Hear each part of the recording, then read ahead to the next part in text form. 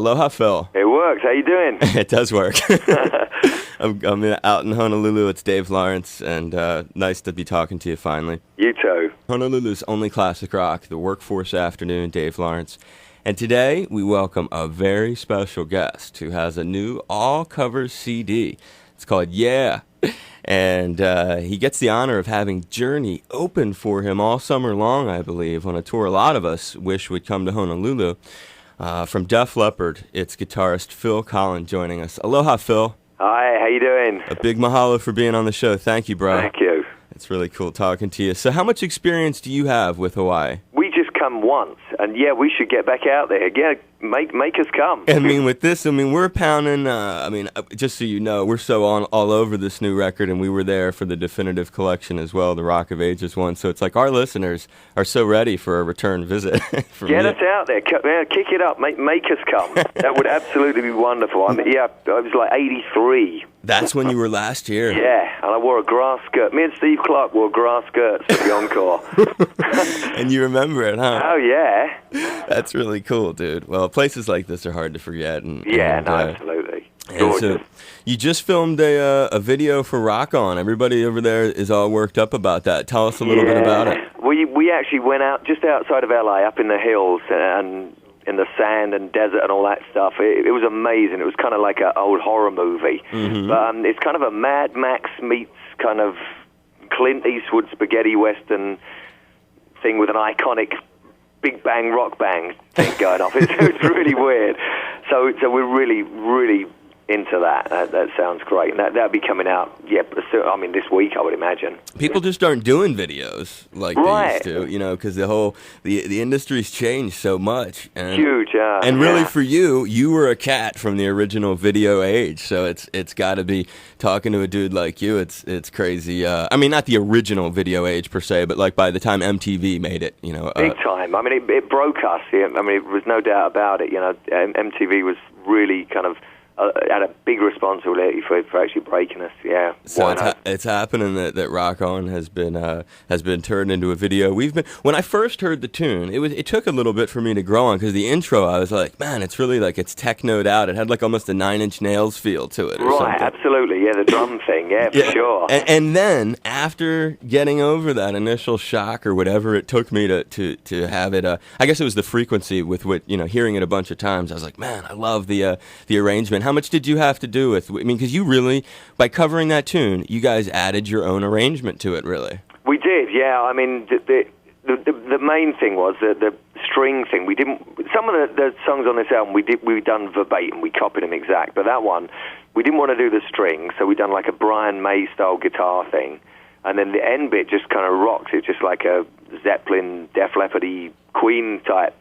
Absolute thing. So yeah, it kind of wrote itself. I think it's just so much fun. It just kind of explodes at the end in there. But was that a conscious decision? You guys were like, yeah, we're gonna have it start really. We're gonna make a modern sound, because it doesn't. It's like in a lot of ways for classic rock fans at least, it would be a departure from the classic Def Leppard sound. Yeah, no. Actually, it was an ongoing thing. And after we put the guitar orchestra thing in there, it was, we couldn't really go back to just Rock On. So it was like, whoa, we have to go Rock On. And so it led us in that direction. And I said, let's play this riff. Let's just do it like this. And we done the guitar thing. And then all of a sudden it's this big full-on rock thing at the end. So yeah, that was great.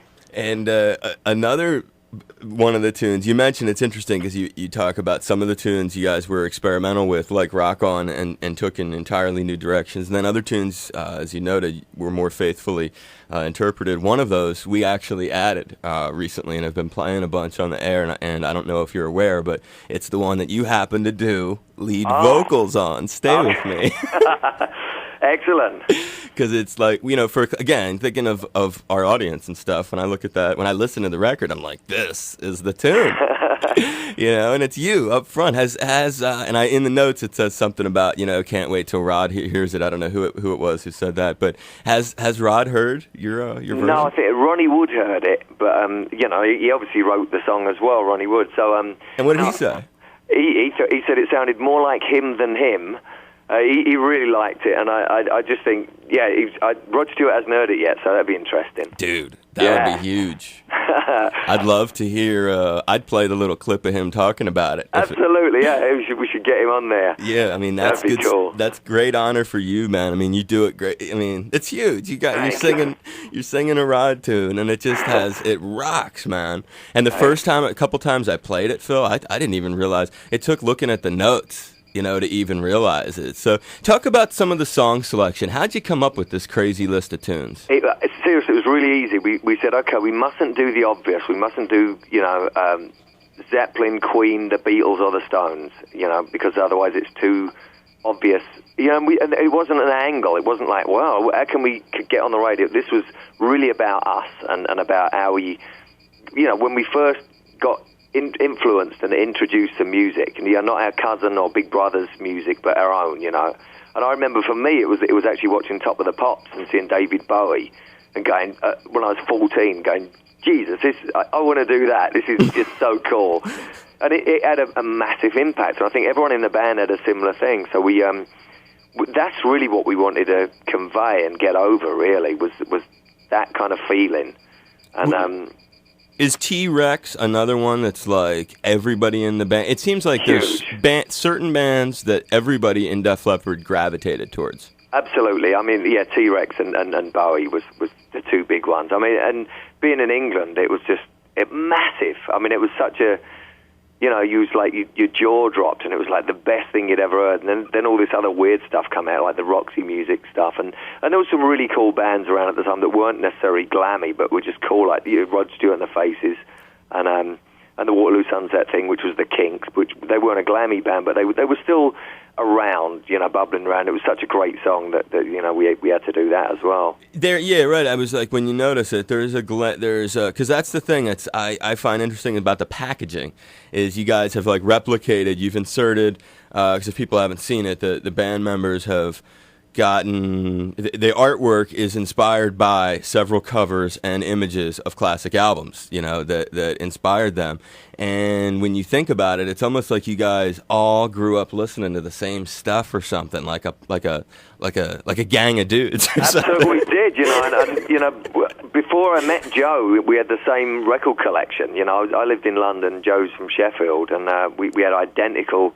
We was glued to the TV at the same time. It was kind of weird. It is a glammy look to the package. I'm looking at it right now, and I'm like, overall, that is the number one, and you think of how old you cats are and stuff, and so it's just interesting. It gives you a lot of, this is one of those records, Phil, I guess you could sum it up by saying this to people. When you check out and I want to find out about the name of it, actually, but when you check out this record, I think the packaging says so much about where these dudes came from. I've rarely seen an album where you can see all their inspirations laid out inside like that. So I think that, you're to be commended for putting together, because it's crazy to look at and see all the replica, and it makes me think of, oh, that's that record, okay, and where your inspirations came from. But something really interesting, we used the same photographer that took all of those photos. Oh, really? Yeah, he actually, the guy Mick Rock, he took all the old Bowie stuff, and so we kind of, I used the Iggy Pop one for Raw Power, and he took the original shot. I thought that, exactly, right.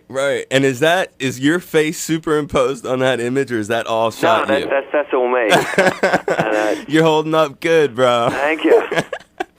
That's an outrageous shot, man. And it was weird when we done it. He's going, no. He said, when I shot this, I was down shooting in the pit, so you just lean over the mic like this, and it was like wild. The only thing that he did superimpose was the pants. Because we didn't have like silver pants and like the Iggy Pop pants. I don't know where he got them from. I didn't even want to ask. So, but yeah. But that's cool. So the original, that's a really good aside to note that the original cat did that. Yeah, and he's nuts. He's crazy, that guy. That's huge, man. Well, we could talk all day, but I do want to put a bug in your ear before we wrap this up. You're doing a huge tour with Journey this summer, and everybody, Journey's a giant band out here in Hawaii. If you didn't know that, and why would you know that? But just for your information, they're hugely popular, just like Def Leppard are, and Journey have a really special place in people's hearts, and people are. When they heard about that double bill, man, I mean, everybody wanted to come here. So I really hope that, if you have any power at all, at least have your agents explore the financial realities of coming out here, maybe at the end or something like that, because it would be warmly received. I believe you guys could sell out an arena show here, if not more. That would be good. I'd love to. Yeah, you make it happen. Chase them up yourself as well. I'll definitely do that for sure. That'd be great. I'd love to. I'm gonna, Phil, but I mean, I don't think I have to tell you the power you have to make stuff happen is going to be a lot bigger than me. I mean, I can do stuff on the radio, but you're Phil Collen from Def Leppard, so I'd love to. Right, absolutely. Well, keep it in mind, and your label can tell you've got the support. Excellent. And we're playing the record. They're all new cover CD. How'd you come up with that name? Yeah, by the way. Joe come up. Like whenever you do an album, you have a list of like a short list, and a lot of them are really stupid. Everyone does these goof off names and stuff. And one of them was like the golden age of rock and roll, and that's why that's why we chose that Mott song because of the title, and we didn't want to do all the young dudes because we've done it. Lots of little nuggets. Ian Hunter introduces our version, but he didn't introduce his version in the 70s. They got some guy on the radio to do their version. So that's kind of weird. So it's gone full circle. But Joe came up with the title. He said, what about yeah? And we were like, yeah, maybe. And it kind of got closer to the deadline, and it was.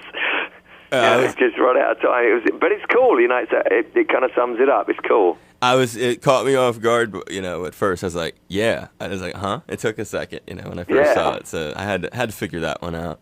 But yeah, dude, now you're getting a lot of support, a lot of spins, and even the one with you singing. There you go. Perfect. Phil Collen. Everyone can look for the new CD, and a great tribute to the artists that have influenced Def Leppard, and a thrill to have Phil Collen of that band as my very special guest here on K-Boy 105.9 The Big Kahuna. A gigantic mahalo, brother. Thank you. Aloha, this is Phil Collen from Def Leppard, and you're listening to The Only Show That Matters with my buddy, Dave Lawrence.